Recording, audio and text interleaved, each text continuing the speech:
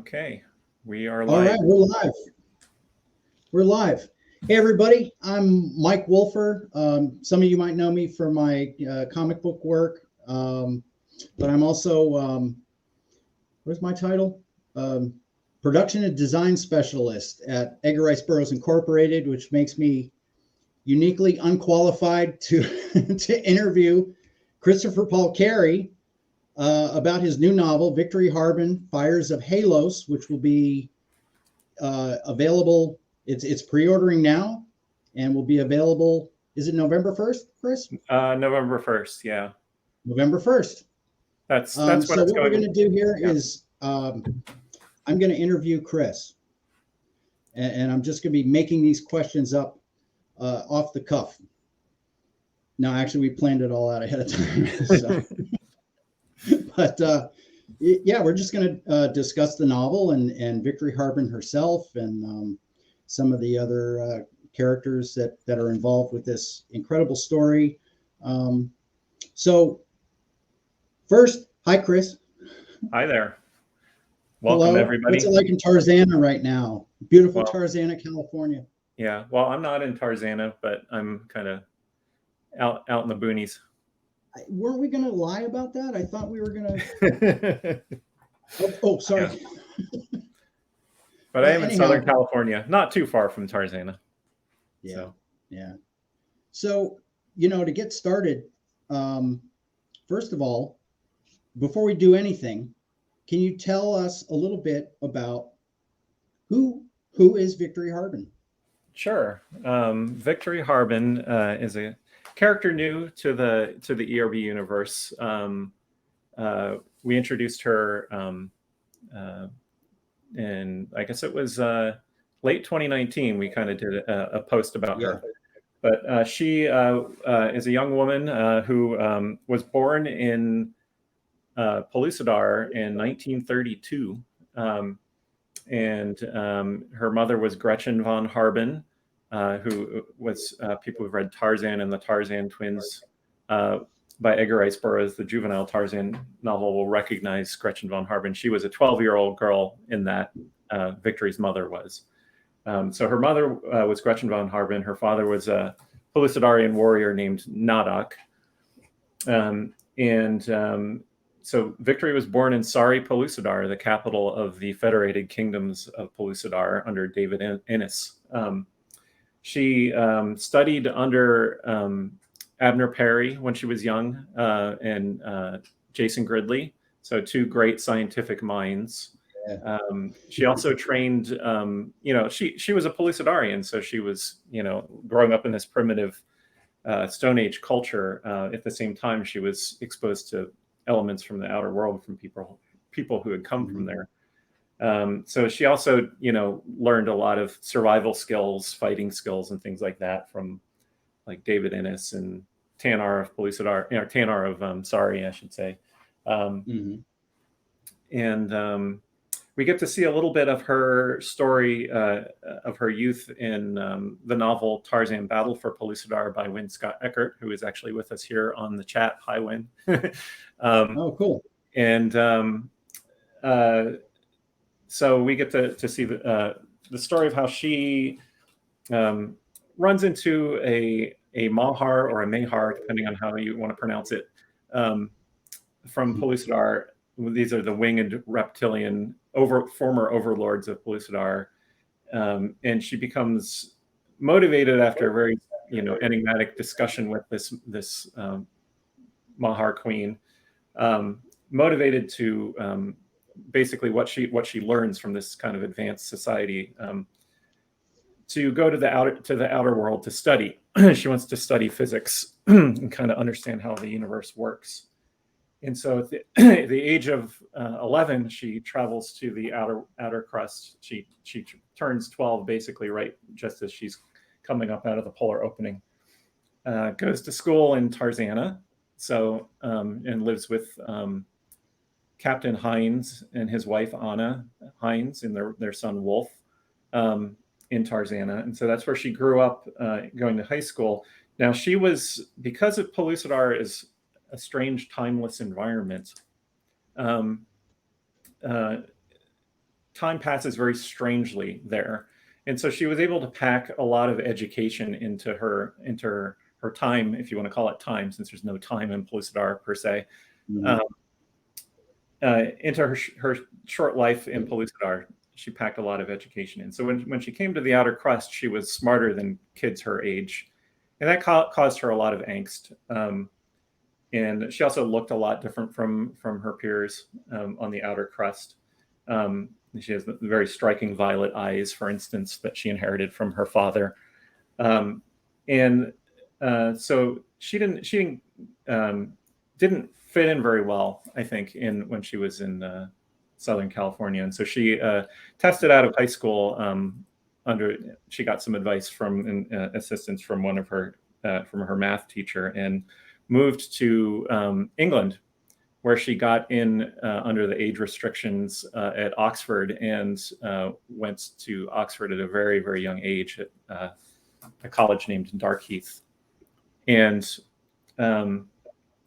so that's where, so she studied theoretical physics there, because she was, again, motivated by her conversation that she had with Tu Al Sa, the Mahar Queen. And that's kind of where we find her. She has just graduated from Darkheath at the beginning of this novel, and she's kind of trying to figure out what she wants to do. She kind of wants to go back to Pellucidar and see what it would be like to go back after all these years. She's been on the outer crust for, I think, about 6 years or so, and it just so happens that an opportunity arises for her to go back at that point. So that's kind of who she is, at least her background. Now, her personality, she comes from a family of adventurers and scholars and academics, actually. Her mother was studying at Columbia University, studying anthropology. Her uncle is Eric von Harben, who is from the novel Tarzan and the Lost Empire by Edgar Rice Burroughs. And he was an archaeologist, a linguist, and who studied the classics, basically. He also graduated college at university at a very, very young age. I believe he graduated at the age of 19. So it kind of runs in the family.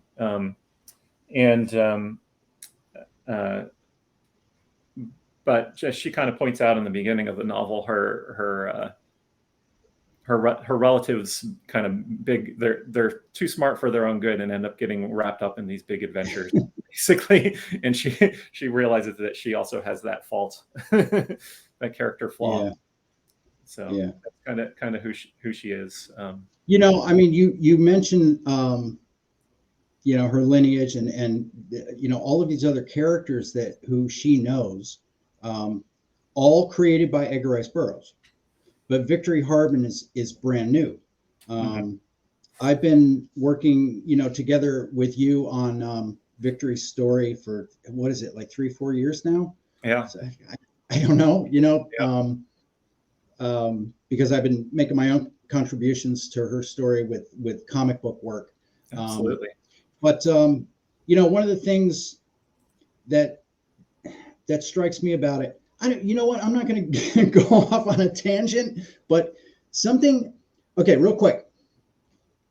When you love something for your whole life, like something that someone else has created, and you see it change, it can be startling. Like, for example, like Famous Monsters magazine. If any of you guys were monster kids in the 70s, like I was, you read Famous Monsters, and it was monsters, monsters, monsters, monsters. And then in the mid 70s, it became science fiction, and it wasn't Famous Monsters anymore. It was Star Wars, Battlestar Galactica, and all of that. And I kind of lost interest, and that's, things changed with the times, because that's what was selling at the time. So they kind of flipped over. But all these years later, after ERB created these characters, we've got, it's 2022 now. We've got a brand new market, a brand new audience, but we're still doing the same thing, right? We're not taking it and remolding it into something else. It's still the same characters and love, and those characters have not changed. they're the same. We're being as, all of us, I speak for all of us, we're being as respectful as we can and purposely not changing the existing characters. Victory is brand new. And, she has a different voice than we might not have heard from other characters that ERB wrote. But it's so firmly entrenched in the canon, and I read the book. It's pretty damn good. It's fantastic. And it just, it's something new. And like, I just want to throw that out there because people resist things that are new. They're going to say, oh, Victory Harben, it's a new character. I don't want that. Oh man, I'm telling you, you're going to love her, and it's not just throwing out a bunch of names that we're familiar with that makes her familiar. That's not what it is. You don't accomplish that by name dropping.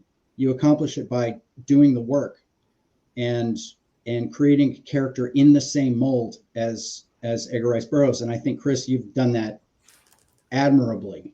Well, thank you. She's a fantastic character. I think one thing you should explain before we go too far, can you give us a brief overview of what in case anybody doesn't know, what is the Swords of Eternity super arc, and how does Victory's novel fit in with the rest of it, in case there's no confusion about that?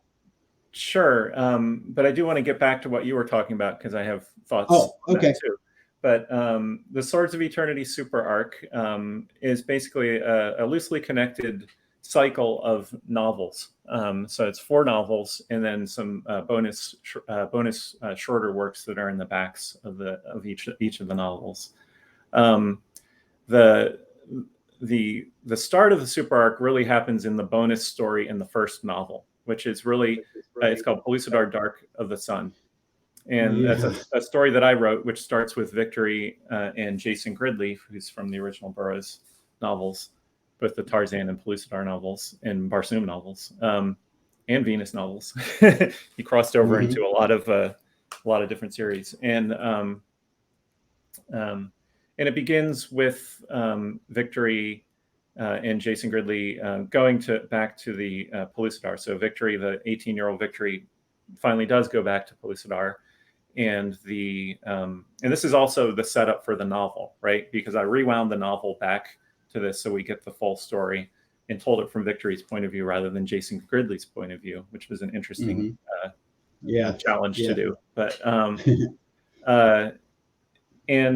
what's happened is the Gridley wave has gone silent. It's as a law of physics, it's disappeared. Now the Gridley wave is this wave.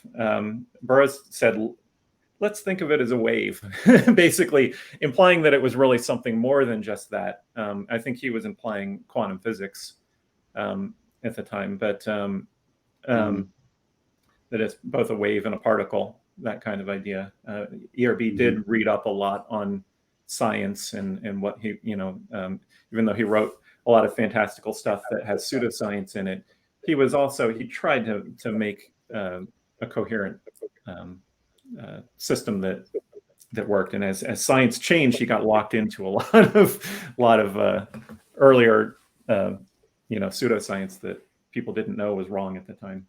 But I digress. So the Gridley wave has gone silent, and which communicates between the worlds of Earth and Barsoom and Pellucidar.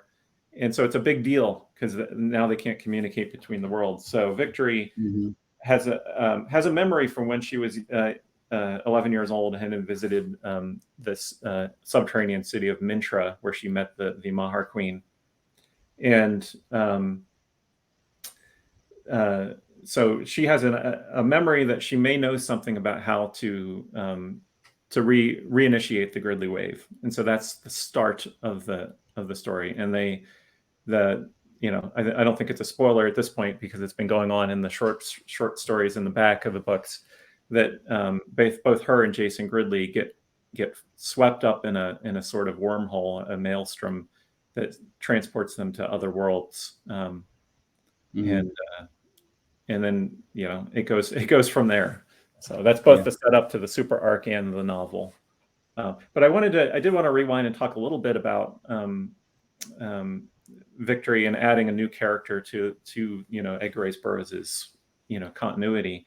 Mm-hmm. I think we tend to, because Edgar Rice Burroughs passed away in 1950, and the only new works that came out were ones that he had written, that were published posthumously.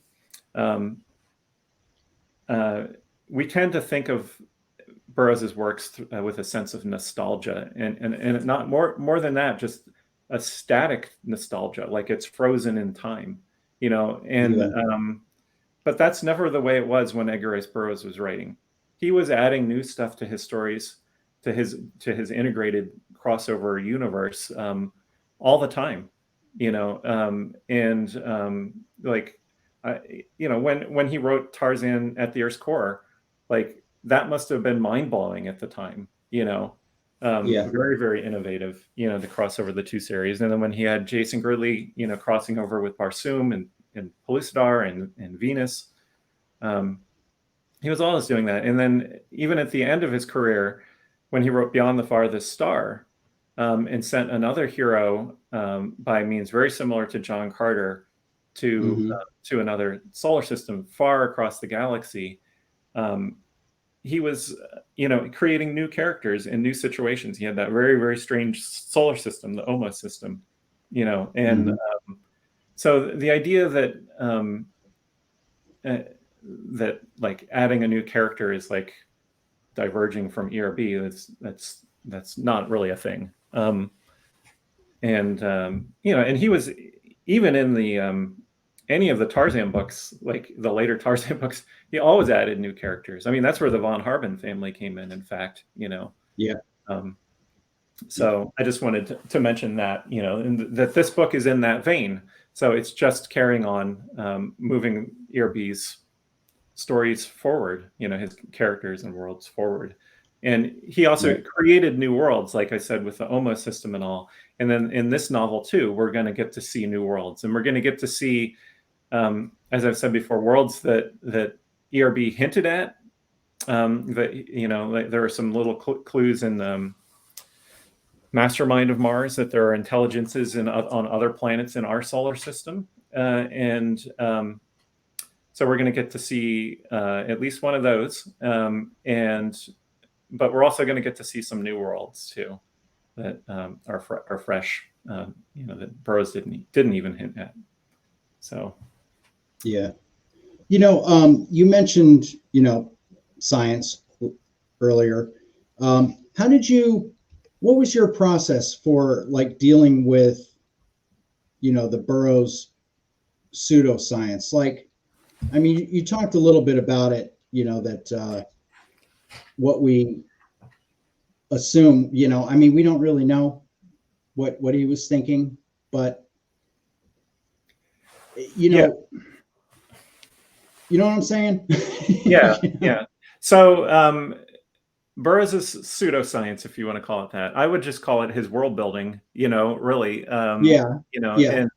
And like I said, he got, he was, started writing, his first works came out in 1912, and when he's writing about Mars back then, he's writing about a lot of stuff, the Martian canals and all that. But he created this whole different type of physics based on solar and planetary rays.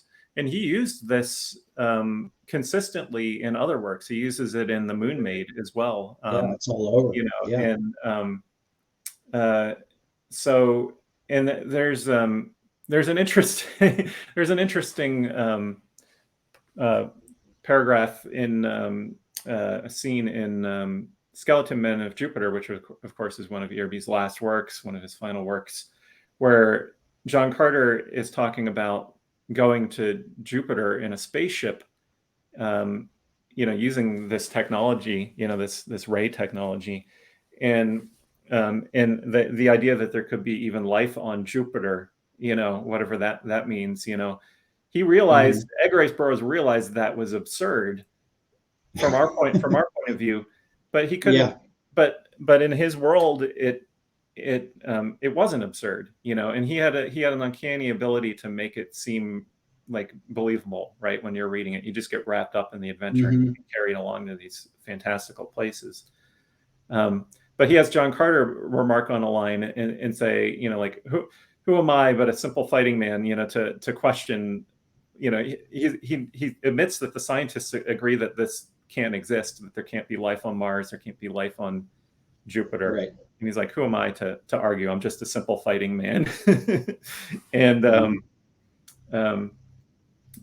so when you're dealing with that, he did have a consistent world building, and so I've carried that on. Now, Victory Harben has a background in theoretical physics, so she's going to question all of this stuff. She knows about it. She knows it exists. She's seen it. She's seen the moon of Pellucidar, the dead world that hangs a mile above the surface. She's seen Mhm.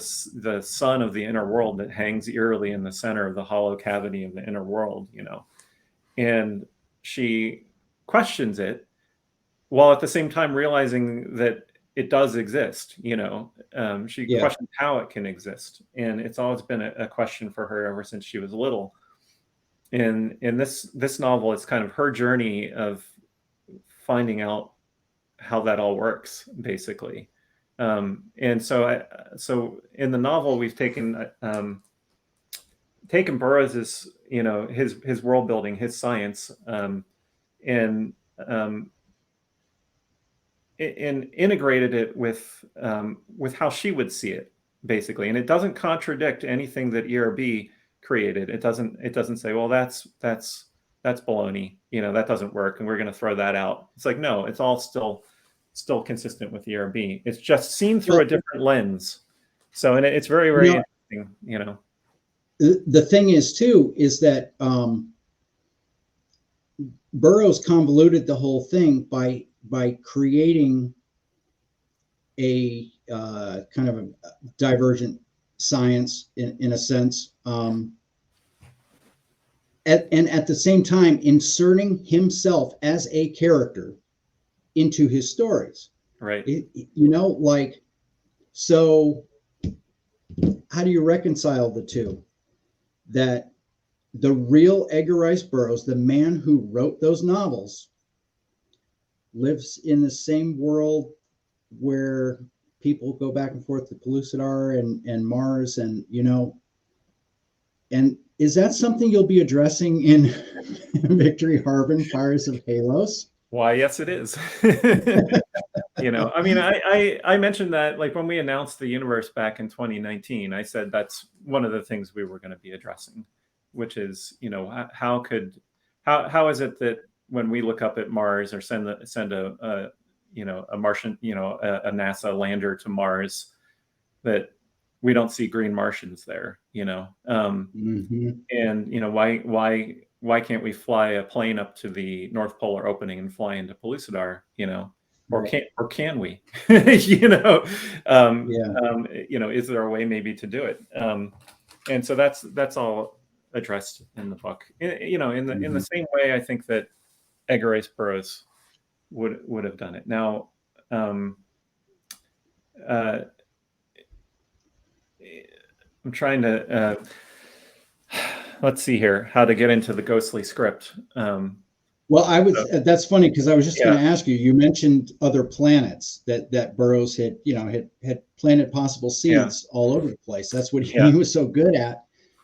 One of the worlds is Halos, yeah, and so can you explain what yeah, Halos is? I mean, you just mentioned a ghostly script. yeah. So there you So go. Edgar Rice Burroughs left behind a fragment of a novel. It's about 7,000 words, an opening of the novel, I believe. And it's a very, very strange novel.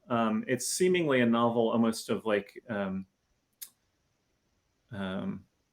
you know, like an occult connection with the afterlife um, in it. Uh, so it deals with this sort of world of the afterlife called Halos.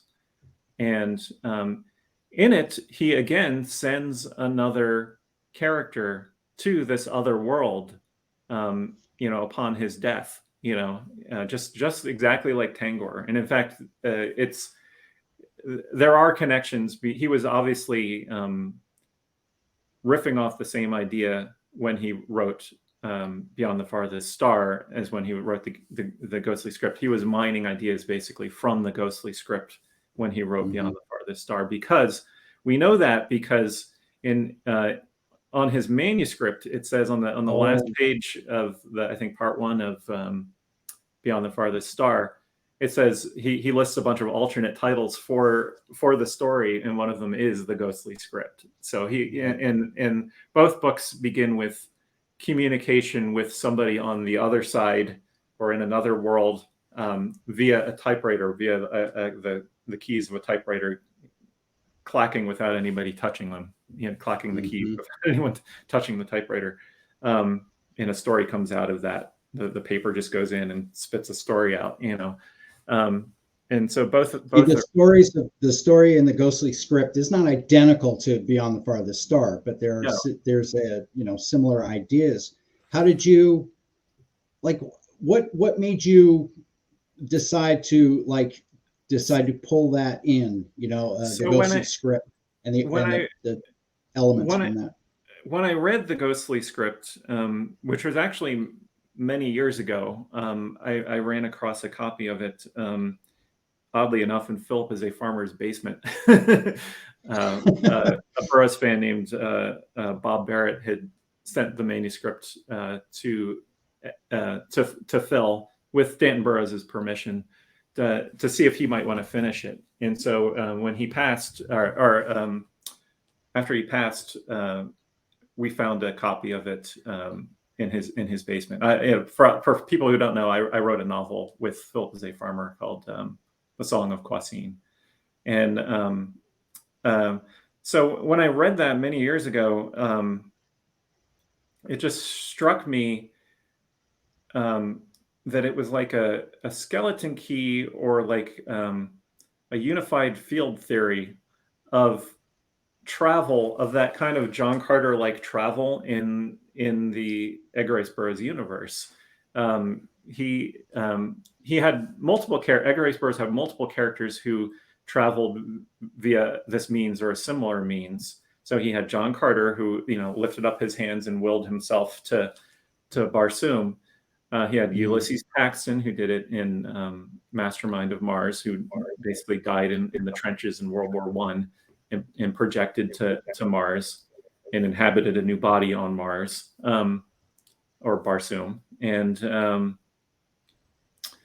then he had Betty Caldwell in Escape on Venus, this woman who is very mysteriously, just kind of drops into the novel and then drops out of the novel, transported from Brooklyn, New York to Amtor,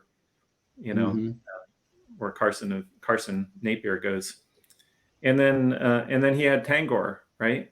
So then he has this fifth one, which is his name is John Lee from the Ghostly Script, who wakes up on a world with 3 suns.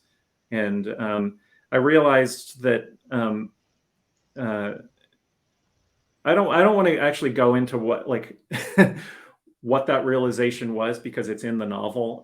It's in Victory Harben Fires of Halos. But there was something about what he described about this world of Halos and what it was and where it was, most importantly, that to me spoke to me of he has now explained what is going on when John Carter traveled across the void of space, Barsoom. And so I thought that really just needs to go in here, especially with sending Victory off on these other worlds and stuff. If she's going to go by that means, I have to pull in what Edgar Rice Burroughs wrote about, right? And the most intriguing thing is the Ghostly Script, which seems to be the unifying thing, the unifying work. Yeah, explains all that. The interesting thing about it too is, like you mentioned, a skeleton key. It's almost like everything would make sense or could be explained on its own without the Ghostly Script. But then reading that and seeing, it was almost, it was sort of like preliminary notes for a novel. I mean, it wasn't rough. I mean, he legit wrote it out. He just didn't get too far into it. Yeah. and then stopped for whatever reason. But there are so many elements in there that when you lay that over all of the existing works that we know, it's sort of like this could bind them all together, you know? Yeah. Yeah. And So I guess that's sort of what you're doing, you know, helping to explain some of the unexplainables. yeah, and there are other mysteries, you know, like, you know, in Pellucidar, you have the Gorbuses, you know, which Win Scott Eckert wrote about in Tarzan Battle for Pellucidar. Yeah. And like we put them in that book intentionally because it's foreshadowing of, of what's to come, you know. But basically, you know, the ghostly script also helps explain what's going on in that, because that's always been an enigma to Edgar Rice Burroughs fans. Like, why this strange supernatural thing in Pellucidar where these people from the outer world who are like criminals have basically been reincarnated in the bodies of like these ghoulish creatures, you know, in this place called the Forest of Death. You know, what was that all about? You know, it's just like it comes out of nowhere, you know. But it actually, when you read the ghostly script in Fires of Halos now, you know, like that, that is explained, you know, that like I'm not saying it was explained in the ghostly script, but if you follow, if you read it, you can piece together an explanation for why that would be. There is a consistency that you can perceive. From that. Yeah. It's, you know, like I said, obviously I've read it, you know, and just to catch up, you know, again, brief overview of the Swords of Eternity super arc. 4 novels. Each one's a standalone. Carson of Venus, Edge of All Worlds, Tarzan Battle for Pellucidar.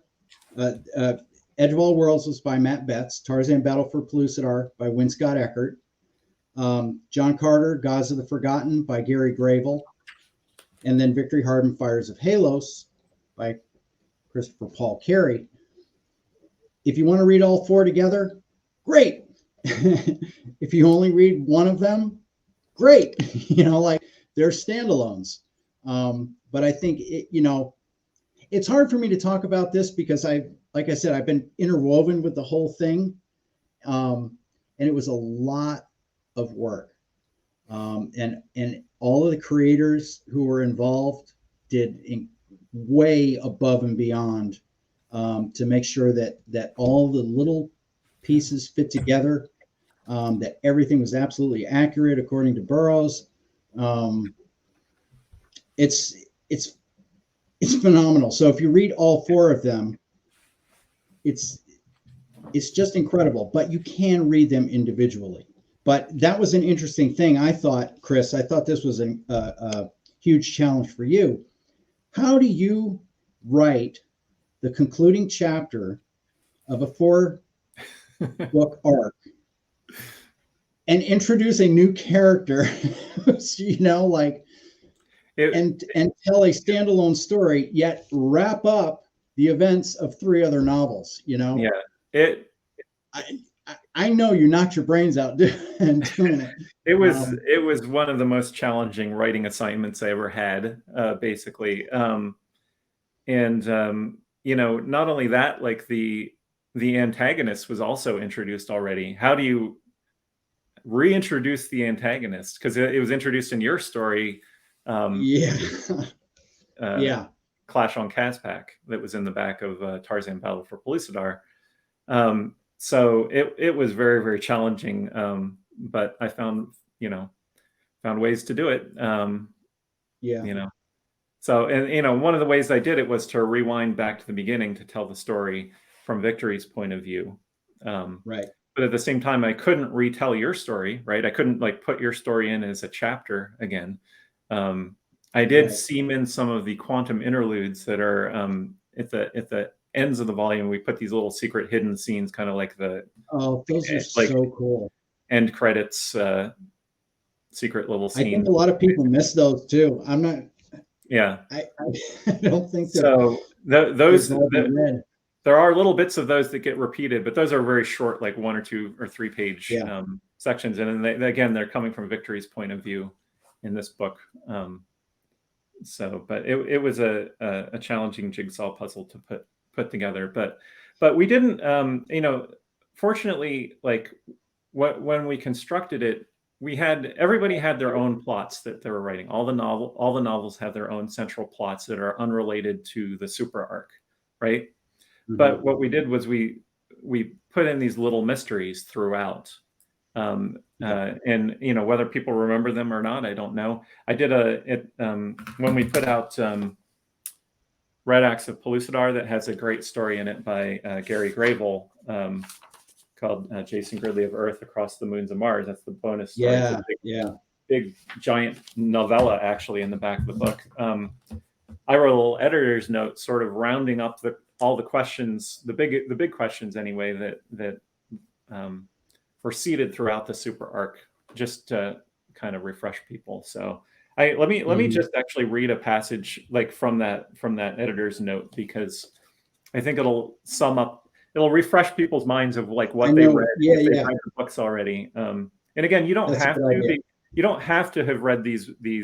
They're going to get answered in the course of the story, integrated into the novel in a natural way. So it's not like, referring to another story or whatever. It comes out, these same questions come up in Victory is confronted with these same questions, basically, in one way or another. But in Victory, Harben, Fires of Halos, we shall learn in Victory's own words the answers to many of the questions and enigmas that have cropped up during the course of the super arc, such as, why did the Gridley wave fail? Why did Jason and Victory's experiment extinguish Pellucidar's sun? For what purpose did Tuatha hurl Victory through the maelstrom? What is behind the teleportation effect that has seized Victory and her godfather? I should mention that her godfather is Jason Gridley. I don't think we said that. Why did Carson Napier find the corpse of a green Martian on Amtor? And why did Suzanne Clayton find a group of dead Wirus in Pellucidar? What is the odd auroral effect, meaning an aurora in the sky, sometimes witnessed by the crew of the O220 at the polar opening leading to Pellucidar? What is the nature of the violet aura that the Vagas warrior Ren-Ari perceived swirling around Victory? That's from one of the bonus stories, the one by Ann Tonsor-Zeddy's Stormwinds of Vana. What is the meaning and significance of Victory's ritual tattoo? Who is the mysterious angelic being named Laveau? That's that antagonist that I mentioned earlier. Who are her hungry masters, and why is she tracking Victory through the angles of existence? Is there a common thread weaving through all of these bizarre questions? And if so, what is it? So that's you're going to get all those answers in here in this book. So it really was like a jigsaw puzzle, and like the bonus novelettes that are in the back of each one of the Swords of Eternity super arc novels, they are fun little standalone stories, but they all still tie in. And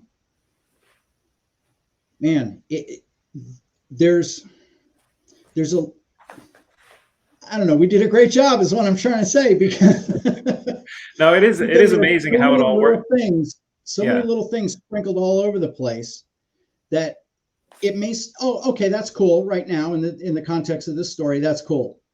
But then 2 novels later, things pay off and you go, oh my God, I didn't even notice the thing that they did way back then, and we're doing stuff in the comics also that are, the ERB comics that I've been writing. Right. We have a lot of stuff intermingled in there, including some things that are going to be continued. I see questions already. What's the next thing? What's it? Your novel's not even out yet, and there's already questions. What's next? What's next? Yeah. Believe me, we're working on what's next. And have been working on what's next while we were still working on this. Yeah. So Mike and I, Mike and I work really well as a team. We have really good communication between the two of us, and we talk all the time. We have phone calls all the time, trying to line this up because we're basically running two different lines, right? We're running the comics. Mike is running the comics line, and I'm running the new ERB universe novel line, and we're trying to integrate it and build it and make it seem, make it into a cohesive world that makes sense, and that people are going to want to follow the breadcrumbs from one thing to the other, just as ERB did. I mean, ERB left breadcrumbs leading from one work to another. I mean, he was, doing that all throughout his works. From the 19 teens, he started doing that in his works. But it really is.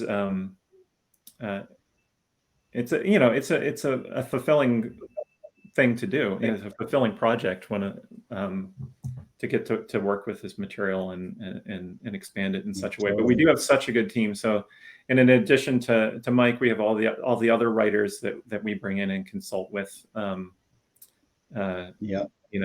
Win Scott Eckert is like kind of our chronologist. So he keeps us on the right track when we're trying to fit something into the timeline, right, to make sure we're not contradicting stuff. And is it okay that Victory Harben had a root beer float on a Tuesday? Right. I don't know. Ask when. Yeah. And then we have Victory Harben, right, and Jason Gridley, who are telling us their own versions of the stories, right? Because we're getting these transmissions from them, and sometimes they have conflicting narratives, right? Like there have been times when Jason Gridley has said stuff that Victory disagrees with. You'll get a little taste of in my novel, but no,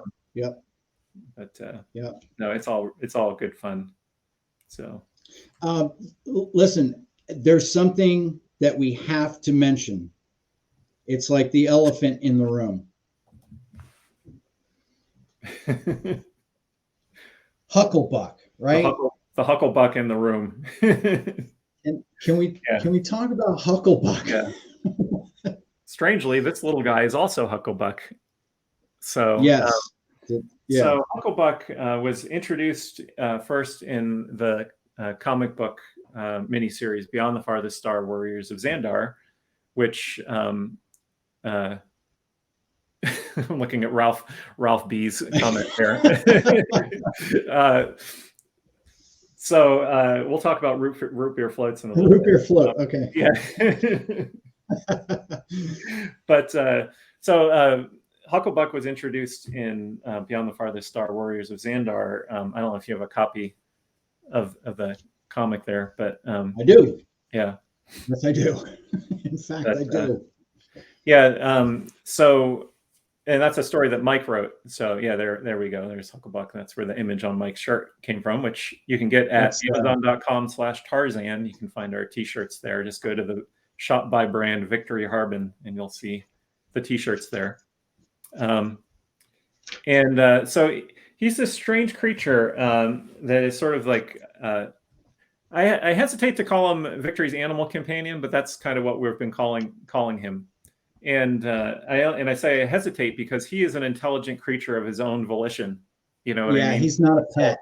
Just because he looks like a cute little guy or a big scary looking guy, depending on his form, doesn't mean that he's not as intelligent, or as we learn in Victory Harben Fires of Halos, perhaps more intelligent than Victory is. And Victory is really smart. So,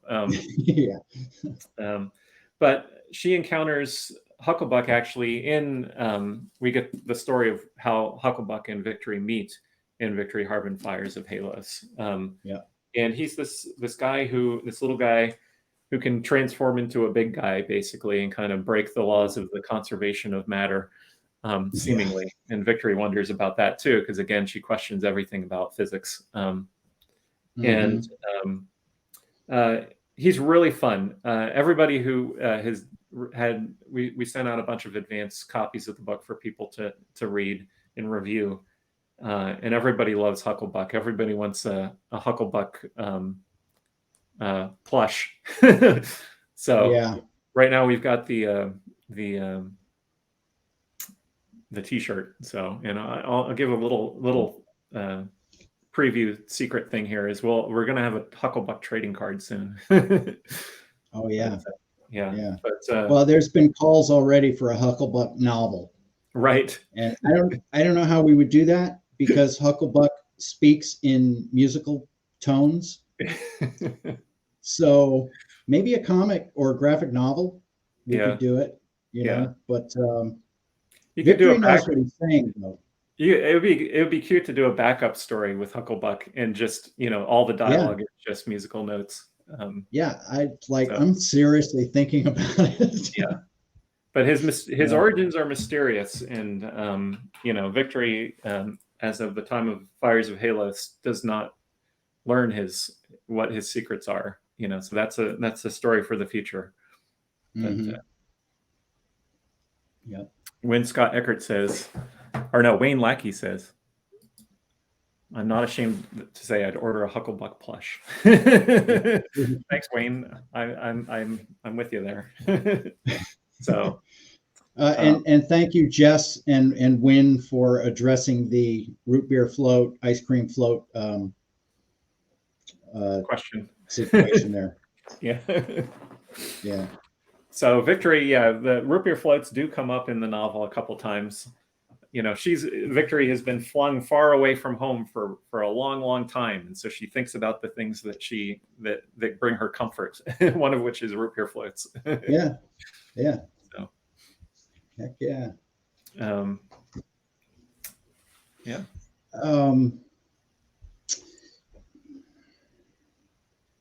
Do you want to talk about the other characters that we'll see? Do you want to maybe drop some names of some of the people we will actually see? I'll drop a couple of them. Obviously, we're going to see Jason. Don't spoil anything. Yeah, obviously, we're going to see Jason Gridley. We'll get a very brief glimpse of Jane Porter in the beginning. We will see. This is a big one, and it's a big, very meaningful appearance. We're going to get to see Deja Thoris. Mm-hmm. So Victory is going to get to meet Deja Thoris. So that was an interesting scene to write, and to write it from Victory's point of view, right? Because like we've seen Deja Thoris a lot through the eyes of a male, you know, a male character, you know, and so what would Victory think of her, you know, when she sees her? So, and Victory is somebody from also like in a different time period. She's from 1950. The super arc begins in 1950. Yeah, right. So,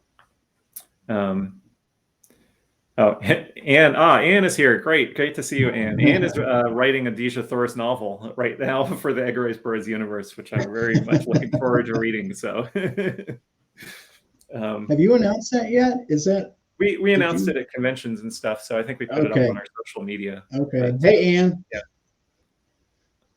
But I can't wait to read that, and that's going to be from Deja Thoris's point of view, her novel. So that's going to be great. Is there anyone else that I should mention? You know, she meets some new characters, you know, and like I'm really excited about one of the worlds that she visits that Edgar Rice Burroughs hinted at, and hinted that there were great intelligences there. Oh. And that plays a major part of the plot. And because this is so unfair to anyone who hasn't read the novel. Yeah. Oh, I know what you're talking about. Oh, yeah, that was awesome. Because it plays such a major role in the novel, in the plot of the novel.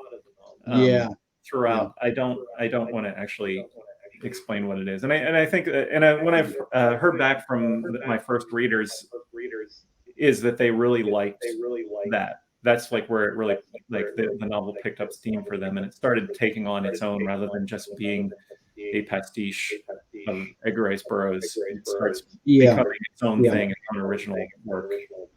Mm-hmm.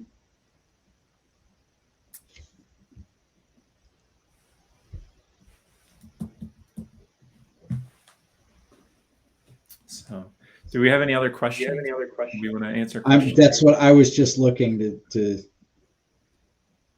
So Ralph had earlier said, what medium can we expect to see Victory again, graphic or prose? I think we can answer that one. You want to tackle that one? We can answer that one. Okay, so here's the deal. Here's what's going on at ERB Inc. As you may or may not know, we're publishing comics and graphic novels now at ERB Inc. They are 100% canonical, and we're being very, very careful about what we want to release and how we want to release them. Because again, as I mentioned earlier, everything's tied together. And these new projects we're working on are like so tied with other things, including novels, other comics stories, but also the novels themselves and things that haven't even been announced yet. So we're the next thing we published Jane Porter, The Primordial Peril. That was the very first comic published by ERB Inc. That was a one shot featuring Jane Porter. And we're following that with a full Jane Porter graphic novel called Jane Porter in the City of Fire. And that'll be on Kickstarter really soon, like really, really soon, within, a number of days that are probably less than that. But announcements will be going out about that. But following that, there's going to be a Victory Harben graphic novel. That too will be available through Kickstarter and eventually a mass market edition through ERB Inc. But that is going to continue Victory's story, and also the story of another character. I mean, we can say, right? Yeah. I mean, yeah. Okay, Tila. Yeah, absolutely. If you don't know who Tila is, yeah, there she is. It's this character here, who appeared with Victory in the comic series Beyond the Farthest Star, Warriors of Zandar, which takes place after Fires of Halos, but came out before Fires of Halos. It'll all make sense. I promise you, it'll all make sense when you read it. You'll see how it all fits together. Yeah. So this new story is it's being drawn by Alex Rinaldi, who is phenomenal. He drew Zorro in the Land of Time Forgot, and also the first Beyond the Farthest Star Warriors of Zandar series. He's drawing the graphic novel. He's almost done with it. We're working way, way ahead to make sure that all of these books are absolutely completed before we offer them, through Kickstarter. But it's just, I've had so much fun. Tila is brand new. And what's even cooler is it takes place on a brand new planet. Do you want to jump in at any time, about the Almost system? I don't know if I don't want to ramble too much. If you want to insert any info there. So well, the Almost system is this strange system that Edgar Rice Burroughs created of 11 worlds orbiting a central sun in the same orbit, basically. And there's an atmosphere tube connecting the different planets together. And so you can theoretically travel via airplane from one world to another. So Zandar was in Beyond the Farthest Star. That was in Beyond the Farthest Star by Edgar Rice Burroughs, and Zandar is one of these worlds. So that we get to see in the comic book miniseries and in the new graphic novel, Ghost. Did you say the name of the novel, the graphic novel yet? I didn't, but we've said it out loud, haven't we? Yeah, we've said it before. So Ghosts of Victory Harben, Ghosts of Omos is going to be the name. It's up on the canon page. We have the EdgarRiceBurroughs.com/ERBU canon. We have it listed there. So in the novel Beyond the Farthest Star, we only saw the planet Pelota. There was mention of the other planets, but there was nothing at all known about them. So, we got talking about it. It's like there's 10 other planets that are absolutely wide open to explore. So we picked Zandar, and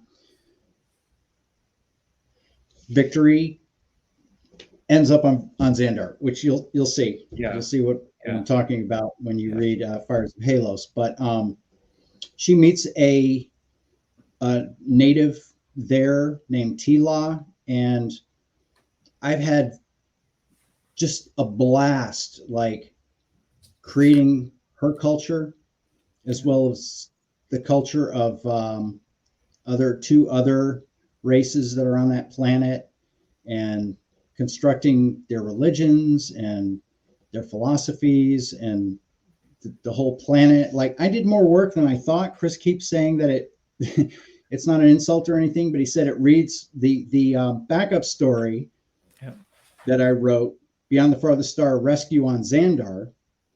Chris said it reads like, what'd you say, like a D&D campaign manual or something? Yeah, like an RPG campaign setting manual to some degree. But I also said like an ethnography, which is just a description of a culture, because you do, and it's integrated, of course, with the action, but you do weave the entire culture of, like her society, the culture that she grew up in. You get to learn it. It's a very alien culture, right? And so you learn it from her point of view, and you get to see it, and you get to kind of go through a day in the life of Tila in this story, Beyond the Farthest Star, Rescue on Zandar by Mike Wolfer. So, well, and that's the same thing that you did with the unnamed world that you mentioned earlier that we don't want to give away, but that figures prominently in Fires of Halos. Yeah, you were able to construct this unbelievable, like, it was so real. It seemed so real. It was so well thought out. And I think that's a strength of it. That's probably what, advanced readers were reacting to. It was like, oh my God, the work you did to make that an actual place. Phenomenal. Unbelievable. Well, and I think when while we're talking about the world building, we should mention that, like I was saying, Mike and I work very, very well together, and we communicate all the time, and so we're able to do these linkings between the different things that we're working on. So, in Ghosts of Omos, and even in Warriors of Zandar, there are little. You don't even need to know them. Like, you don't need to know that they're an Easter egg, because they read so seamlessly. It's not like a forced thing. But if you've read when you read Fires of Halos and then you go back and reread Warriors of Zandar, you'll be like, oh my gosh, I can't believe this was right there in front of me. Yeah, they told us. You did that also with, you kind of picked up threads from when you read my novel in advance, right? So you got to see what I wrote about Zandar. Right.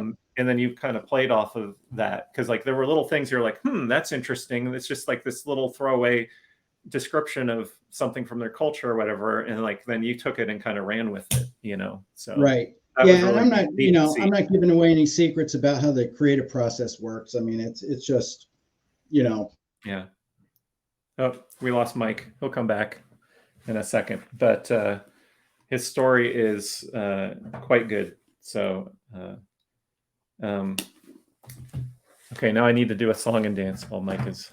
No, here he is. He's back. We can't hear you yet. There you go. Okay, there we go. I touched that wire I wasn't supposed to touch. I knew that was going to happen. You got transported temporarily to Halos. I did. It was fantastic.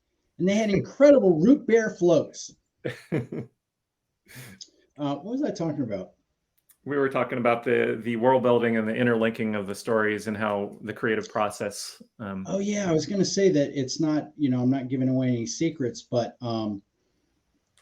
Chris was writing Fires of Halos simultaneously while I was writing the graphic novel Ghosts of Omos, which takes place after, so after after I read Chris's novel and it was completed, I went into my script for Ghosts of Omos and I'm like, okay, let me change that. Let me put this little thing in here. Let me, just to make sure that they seamlessly, because we don't fake anything here. Oh boy, let me tell you, getting approval for anything I do is like pulling my hair out. Wait, you can't say that, Mike, because this, and then we have to ask Wynn about it. And Wynn says, Mike, you can't do that because of this that happened in this novel. That's fine. I don't care. We'll change it. We'll make sure that it all fits. I mean, I'm a fan too, and I don't want to see inconsistencies. And I don't, it like pulls me completely out of the story if I read something and I go, no, that's not. They got that wrong. It's no fun. It's no fun for me anymore. Yeah. So yeah, we're doing our best. Here's a funny comment from Ann Marble. I'll put on the screen here. It's like, automated captions have problems figuring out some of the Burroughs names. I can only imagine. Yeah. We didn't even say teteculate yet. Teteculate and fluolation. What that one looks like. Yeah. So speaking of teteculate and fluolation, I was going to mention that actually when you see words like that crop up, which have cropped up in the super arc novels from the beginning. Yeah. Yep. Those are coming from the Ghostly script. Those are coming from Edgar Rice Burroughs' unpublished work. Yep. Spoiler. Yeah, I don't think you mentioned that was never published. I mean, yeah, I think a lot of people here probably already know about it, but yeah, it's a good point to make. It's a big secret. You'd be surprised. I think there are a lot of Burroughs fans who haven't really been aware of the Ghostly script or what it is. When I was at a Burroughs convention in 2019, I announced this book before I had written it, that it was coming down the pipes, and I asked people if they knew what Halos was, and I got crickets. So that was from the hardcore Burroughs fans. Really? I was very surprised. Maybe they were just tired. I don't know. But, wow. So, anyone have any questions? Feel free to ask questions. Do we want to talk about root beer floats? No.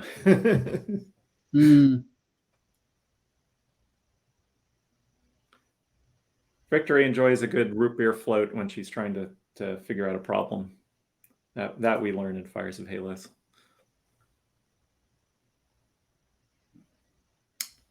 But do we want to give this? Do we want to give this? What's that? Go ahead. Do we want to give? I was going to say I can't read this person's name. It's Greek, I think. He's been reading the comics, loves them. Fantastic. That's great to hear.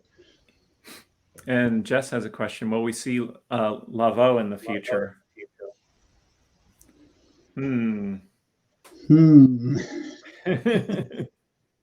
Yeah, I don't think we can go there because we don't want novel. I don't. We don't want to spoil the novel, so we don't want to. I don't think we want to go there. But it's a good question. Yeah. Do we want to give our some exclusive sort of breaking news about the Kindle edition of the book? Do we want to do that? Oh, do it.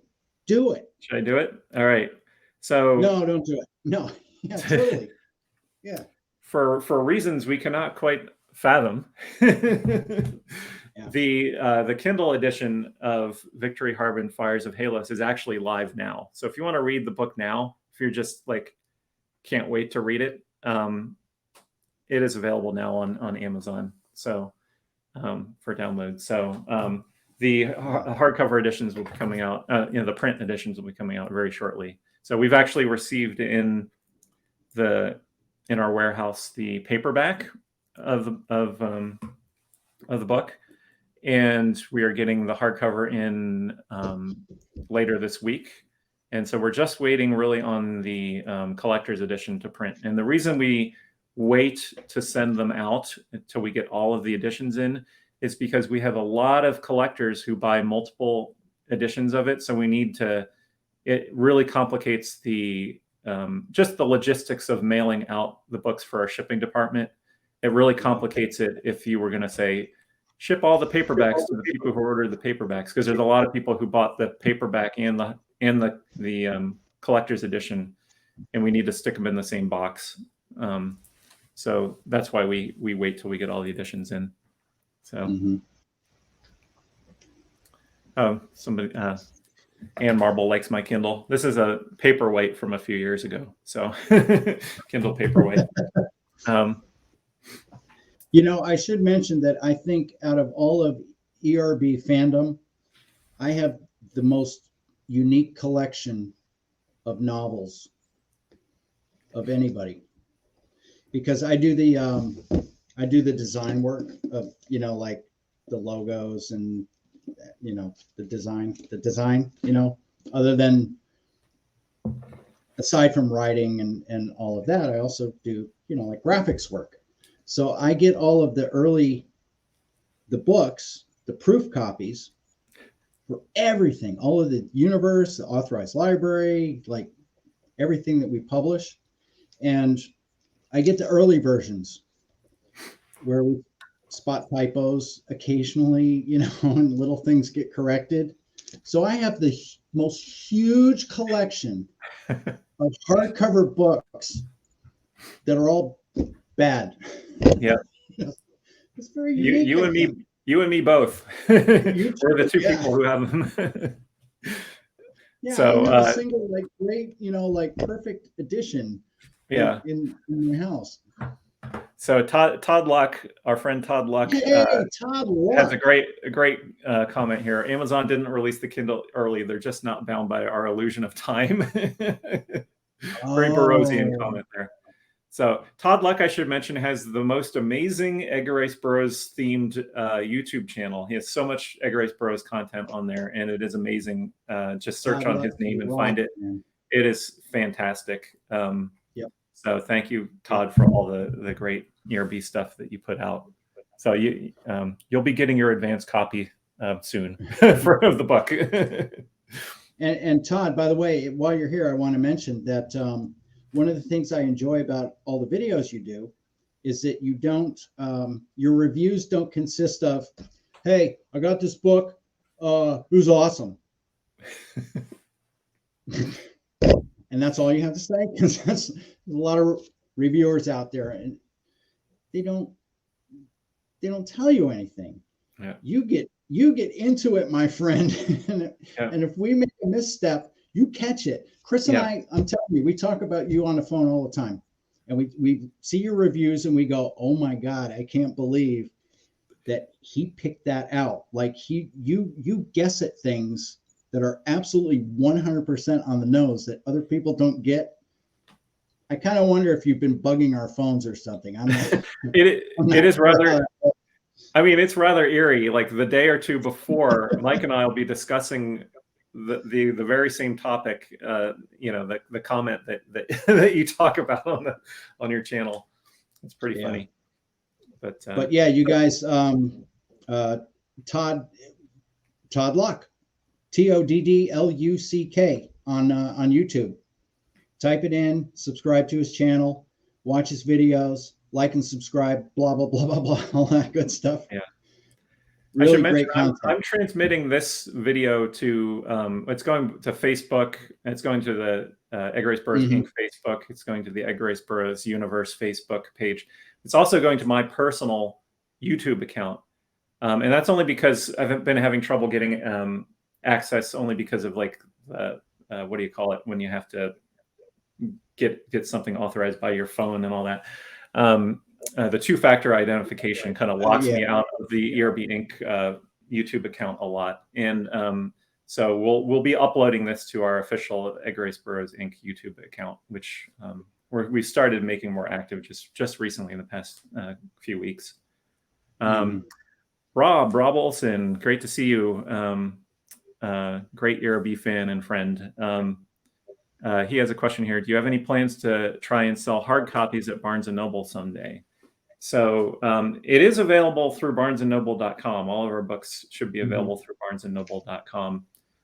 They should be able to order them into the store, I believe. if you request it. I'm not 100% sure on that, but they definitely should have it in their database. The reason we don't have like physical distribution in a lot of stores is because just sort of the nature of the business.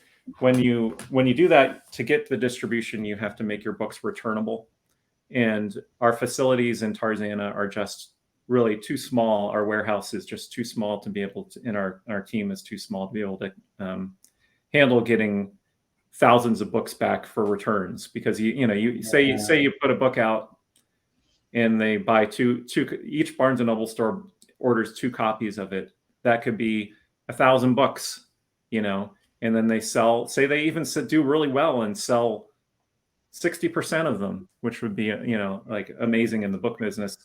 You're going to get 40% of those books back. And each time for each release, you're going to get those books back in all the different editions and stuff like that. And we'll just they're going to be damaged by returns. And so that's been one of the reasons that it's stopped us from having the giant distribution. But we're working on solutions to that. So we'll see. Hopefully one day. And independent bookstores, if there's anybody from an independent bookstore out there watching this at any time, please feel free to contact us. Go to edgarriceburroughs.com and find the contact information and ask us about our wholesale rates, because we're really happy to work with small independent bookstores. So, Todd said, this is another comment from Todd. He says, came in a bit late because I was out getting Monster Men Isle of Terror #3. So Monster Men, got Monster Men shout out. So that's coming out from American Mythology. So I guess it's just out today. So we looked yesterday to see if the Kindle was up, and we didn't see it. So it's good to see it's in the comic shops. So I'm that's not going a really great series, by the way. And Mike masterminded that series, and he wrote it. Did you do some of the variant covers on that one, or on Isle of Terror, or not? Yeah. I thought so. Yeah, I did some of the variant covers. Yeah. So again, I don't want to diverge too much from Victory Harben, because that's what this is about. But again, talking about what we were discussing earlier about everything being interconnected, with all the comics work that I've done, including the Monster Men, there's really subtle stuff in there that I've been doing for the last 4 years, to weave things together in ways that you wouldn't expect, and you might read it and go, oh, okay, whatever, that's cool. There will be payoffs to all this stuff that in ways that you would not expect. For example, and I'll just throw this out there, I did a Moonmaid series, Moonmaid: The Three Keys. The narrator of that was Townsend Harper Jr., who's the hero of the Monster Men. So figure that one out. We're just we're trying to bring the excitement back, and going new directions that aren't too divergent. Like I was talking about earlier about, we're moving into new territory, but it's absolutely respectful of the source material. So it's tough. It's hard to do.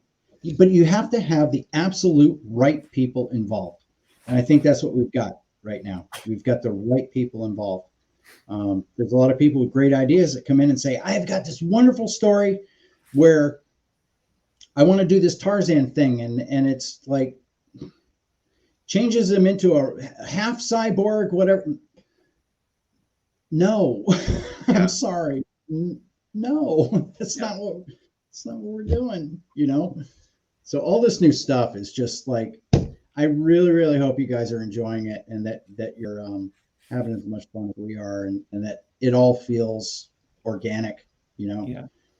And we are integrating the comics a lot with the novels, so that there is a lot of crossover. And like, I just pulled this. This isn't the particular issue, but like Land That Time Forgot, Fearless, which was the last Land That Time Forgot book. That's a great comic. And but there is a Victory Harben reference in the. There's a cameo in it. If you get all the issues, you'll find a cameo of Victory in there. So spoiler, but oh no. So, wait, was it that one? Well, it's wait. Let's see here. I mean, well, there's a link. There's a link. There's a link to Fires of Halos. Yeah. In Fearless. Yeah. Yeah. Actually, the Victory Harben cameo. The Victory Harben cameo is actually in Across Savage Seas, which that's relevant actually to the novel, because Police Star Across Savage Seas. Sorry, I was getting it mixed up in my head. Police Star Across Savage Seas, which I wrote the story for and Mike wrote the script for. It's the story basically of Victory Harben's mom going to Police Star. I'm glad you brought that up. So Victory Harben's mom, from Tarzan and the Tarzan twins with Jad Baljaw, the Golden Lion, if you want the full title. Gretchen von Harben. Yeah. She travels to Police Star in this series. The Across Savage Seas was actually originally written as a novel. It was written to be a novel. So I wrote an outline for it before I worked for the company and before I wrote Swords Against the Moon Men, the Wild Adventures novel that I wrote for ERB Inc. And I originally pitched this idea. It wasn't called Across Savage Seas at the time, but it was the story of Gretchen von Harben. And it's basically the story of how, I hope it's not a spoiler to say this, but how Victory Harben's parents meet, essentially. Yeah. And so when we were starting the super arc, like when we knew we were going to be doing new novels, that we wanted to set them in 1950 to be symbolic from sort of the passing of the torch from ERB, who passed away in 1950. To the new stories. So that's where we put the characters, and so respectfully after Edgar Rice Burroughs' original works. And I was looking back and I'm like, well, I want to have a new young character, and who's that character going to be? And I looked at the timeline and I realized, well, if Gretchen von Harben and Nadok, her future mate, had a kid, within a year or so after their adventure, that kid would be 18 years old in 1950, and that was really the origin of Victory Harben, and that's how she came to be, because I was looking for a new character but didn't know who she was going to be. Yep. So. Yep.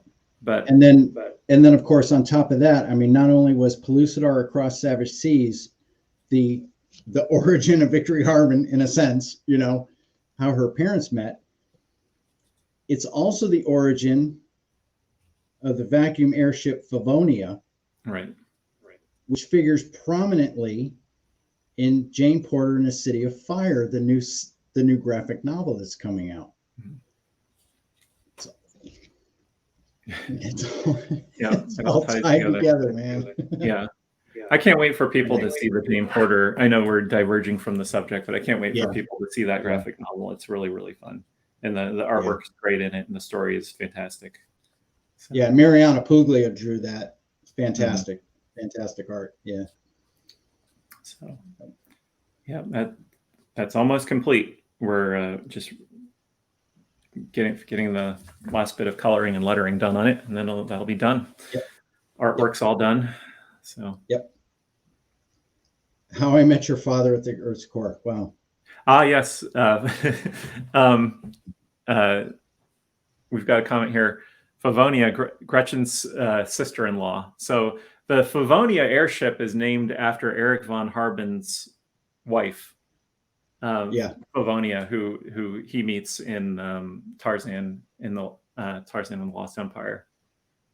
So again, all tied together. Yeah, that's a great comment. Oh, new favorite poem, Gretchen. Yeah. Yeah. Yeah. So The Gretchen is greatest great. girl in comics. I would like to get back to doing more Gretchen stuff at some point. And I do have an idea for a story that I'm calling Pellucidar, the Mahar War, or Mahar War, depending on how you pronounce it. I have to admit I say Mahar because I was infected by watching the Doug McClure movie, you know, when I was a kid. So, but It's Mayhart to me. what's that? It's Mayhar to me. Mahar. Yeah, that's what Mike and I say when we're talking to each other. We say Mahar. So I've changed it while Mahar. I'm talking live because I do think a lot of people say Mahar. So I was talking to Chris Holmes, who is John Eric Holmes's son, the other week, and he said Mahar, and I know he knew his father knew Holbert Burroughs and John Coleman Burroughs. So I'm wondering if it really is Mahar. So I haven't found a pronunciation guide for that one. So I do know one thing. It's Tarzan. It's not Tarzan. Right. At least not to me. There's one letter where ERB said, I think that he hung around people from Hollywood long enough that he started calling him Tarzan. Yeah, Tarzan. Yeah. Wait, what? Yeah, we got to delete that one. Oh, boy. Wow, cool. They're blocked. Mahar, yeah. Interesting. Demos says he pronounced it with the emphasis on the second syllable, Mahar. And I've heard that as well. And I think that's like, like sort of an Indian pronunciation. So, well, you have had access to some of ERB's personal notes and things like that, and you have found some pronunciation guides. Yes. But that one wasn't in there. In our Edgar Rice Burroughs authorized library edition of, I believe, Tarzan in the City of Gold, in the archival section, we put actually Edgar Rice Burroughs's pronunciation guide for the Tarzan novels in there. So, but I looked; it does not have Mahar in there. I was hoping because of the Tarzan at the Earth's core that it might be in there, but it wasn't. Yeah. But there are some surprising pronunciations too. I believe he says Mangani. I believe is how he pronounced it instead of Mangani. Everybody says Mangani. Tarzan spammers of Pellucidar. So, but yeah.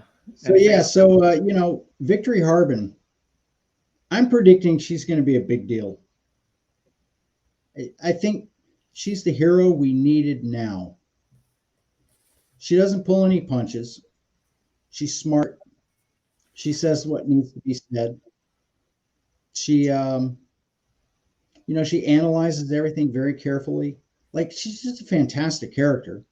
I love the novel. Have I mentioned that? I love the novel. It's a great novel. But as a person, and you guys will see when you read the book, you fall in love with her. She's such a great person,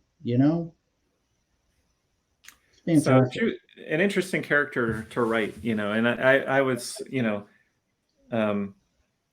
she kind of comes from sort of two worlds. I mean, she literally comes from two worlds, right? Like, well, yeah, there you go. In Earth, she's got 1 foot in one and 1 foot in the other. This is her story of finding where she needs to be. Basically, it's a kind of almost a coming of age novel in some ways, or sort of the hero's journey, at least the hero's journey for her, and. Demas said, I got the comics from my nieces and they love Victory, really connected with her. That's what we want to hear. So good. I wanted her to be authentically ERB, right? Like an authentic ERB character. Yeah. But at the same time, I don't want her to, I want her to be accessible to newer, younger generations as well, Now she's from And you 19. know what's really funny? You know what's funny about that? Sorry to interrupt, but Yeah. I'm going to interrupt. You know what's funny about that is that you wrote her in a very relatable way to, for modern audiences. But she's a character from the 50s. You didn't write her like a 2020, No, 2020 18-year-old. not You at all. wrote her as a 1950 18-year-old, and it's still relatable. There was nothing anachronistic about any of it. It was handled beautifully, but I don't know. I mean, her character kind of transcends the eras that have passed. It's the character, it's not the time frame and wherein the character is residing. It's the character themselves, and she's just fantastic. And I think that like speaks to the fact that she comes from Zandar, which is a world without time, right? So that may have weird, influenced her, and like her also not being from one one foot in one world and one foot in another, not quite where she might need to be, And so when she gets out into the big wide cosmos, we see who she is, separated from any connections that she had before, right? She has to kind of rebuild her character in a new setting that's kind of constantly changing. But I wrote her. She writes in. So the book is a first person narrative, just like John Carter. The John Carter stories are,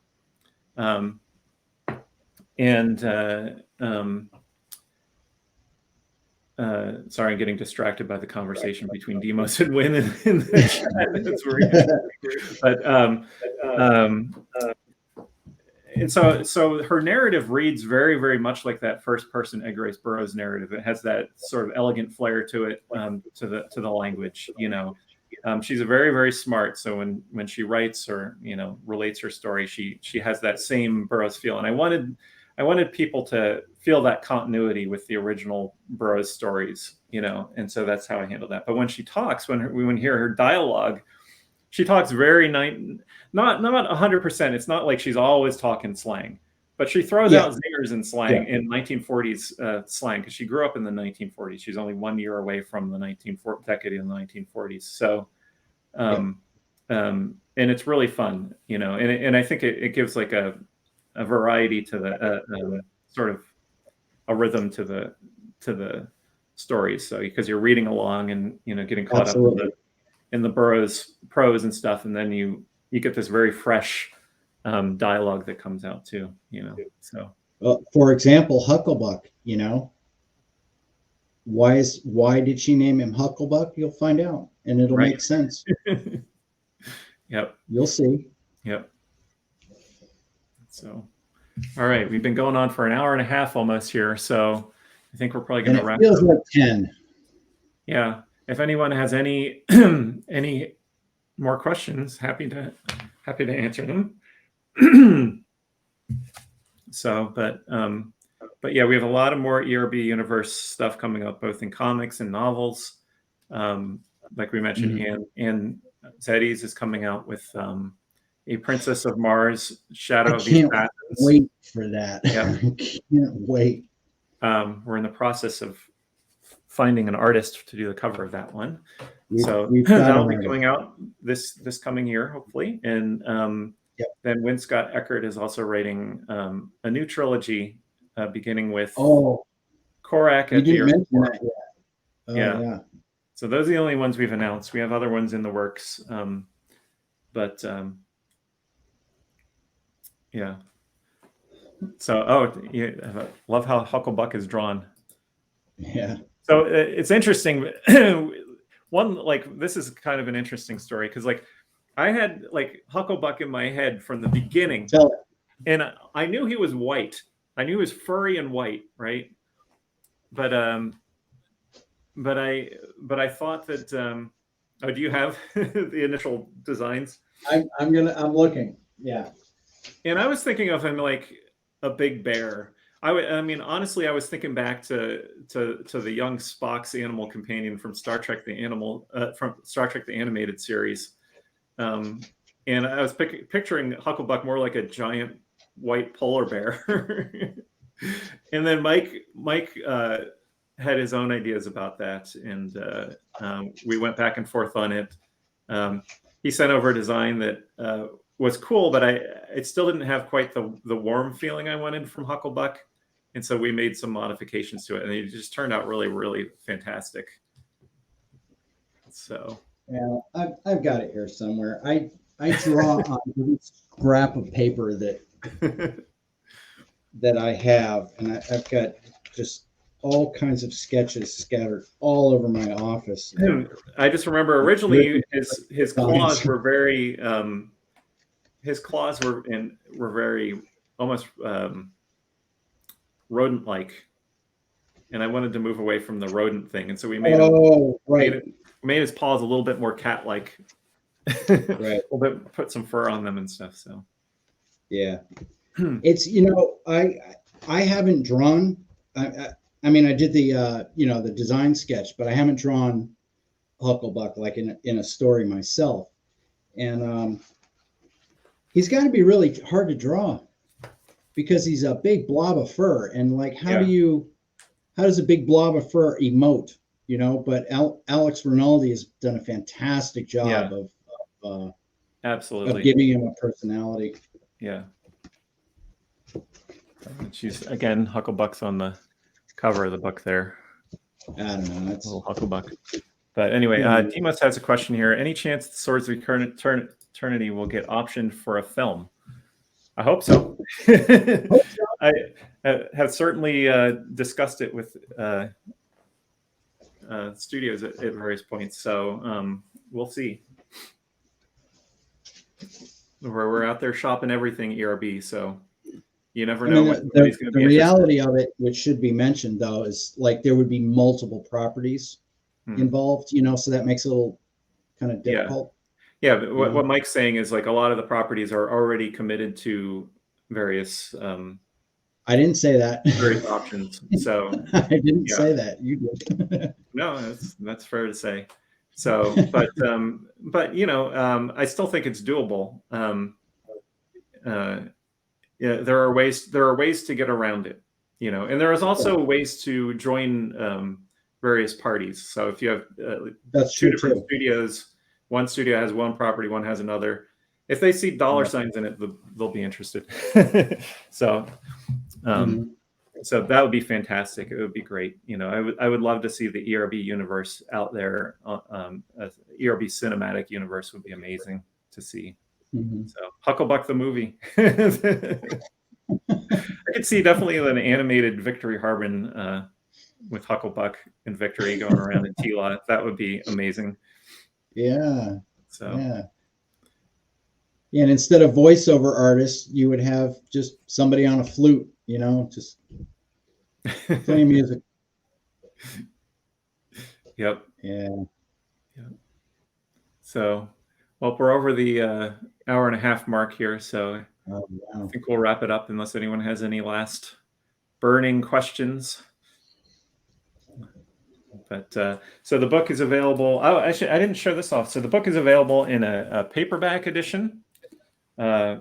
It's available in a regular hardcover edition.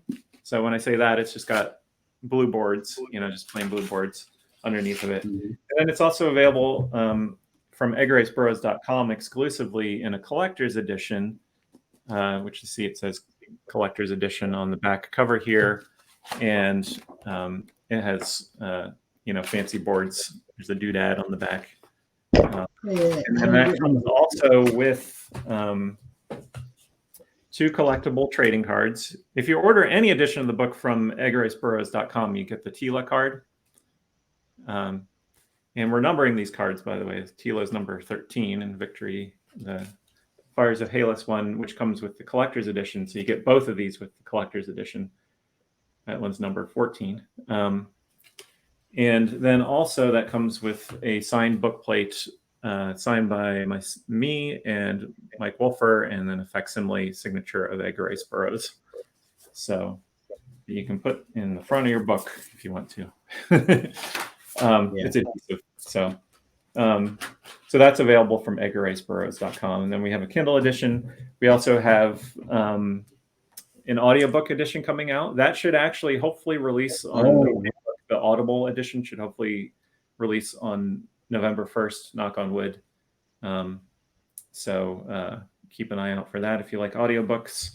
I think the discs might be shipping later because I ordered some the two different forms of hard discs of the audiobook, and I think they're shipping. It's going to take about, I don't know, 2 or 3 weeks before they release. So, but yeah, they're all. Chris played some snippets of the audiobook for me tonight, so I could hear the narration. It's fantastic. Yeah, beautiful. Well, actually, if you go to soundcloud.com and search on Victory Harbor Fire Taylor, you should be able to find the audio clip that was uploaded by Oasis Audio, the audiobook publisher that we licensed the book to. So, narrated by Jamie Draper. So, yep. So, and that's got, again, Mike's story in it too. So the audiobook of Mike's story will be in there. So that'll be fun. Can't wait to hear it.